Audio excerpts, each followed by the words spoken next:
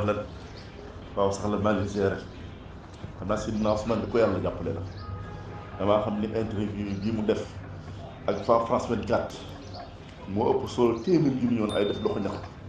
ndax dafa am kupp goo xam ne nii dafa doxoon ci digganteeg maanaam ñi nga xam ne waaye bitim réew lañ maanaam xamuñu mbir yi nu mu tëdd dëgg-dëgg waaw tubarkàlla bu doon waa Sénégal moom xam nañ ni mbir yi moom ay tappaleeg complot la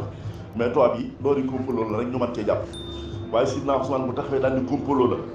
ñu ne ko lu tax mu taxaw indi ay firnde yu leeral ni complot la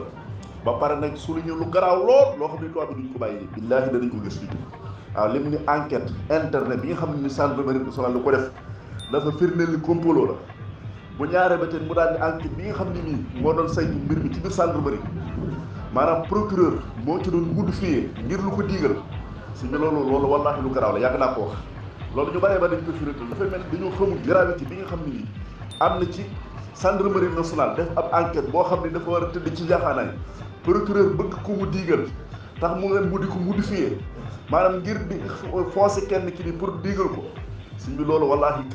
maanaam loolu day wane ni réew mi moom ci musiba lañ nekk waaw buñ demee ba tey jii maanaam yoon ñu banalise ko doy del ko ñàkkal ko fay ba ko def benn yan woo xam ne nii dañ koy xeexee maanaam ci ku leen neexut loolu si bu ko taxawati naan ay réew mi nañ bàyyi yoon def liggéeyam loolu fu ñu koy teg bu boobaa wallaahi lii lu garaaw la te ba pare tubaab bi moom duñ ko bàyyi bu seet yàlla seede ne danañ ci def seen i gëstu te tubaab bi moom xajuñ ci tappale yi ngi caaxaan yii nii de xajuñ ci laa la wax nii muy tey musuba dañ ñu ko bëcc ci pénc bi ak lu mën a am dañ ñu ko bëcc ci pénc bi waaw ba tax na moom interview bi xam naa daal Seydina Ousmane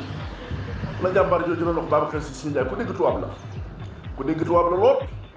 damaa mos a dégg mu wax phrase boo xam ne nii li may dégg di tubaab xam naa yëm na ma ci Seydina Ousmane yow waaye yëm na ma ci Babacar Sy Ndiaye newoon na Ousmane Sonko mooy koo xam ne boo ko attaqué du ko tee àgg ci puj ba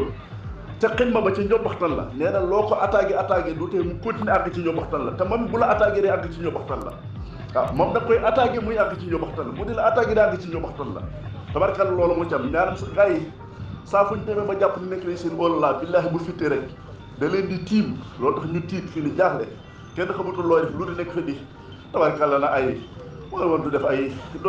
def interview bi ak France 24 yu wala mu tax gis nga yooyu du solo si mooy lan la gagné ci maanaam interview bi bii mu def loolu mooy solo si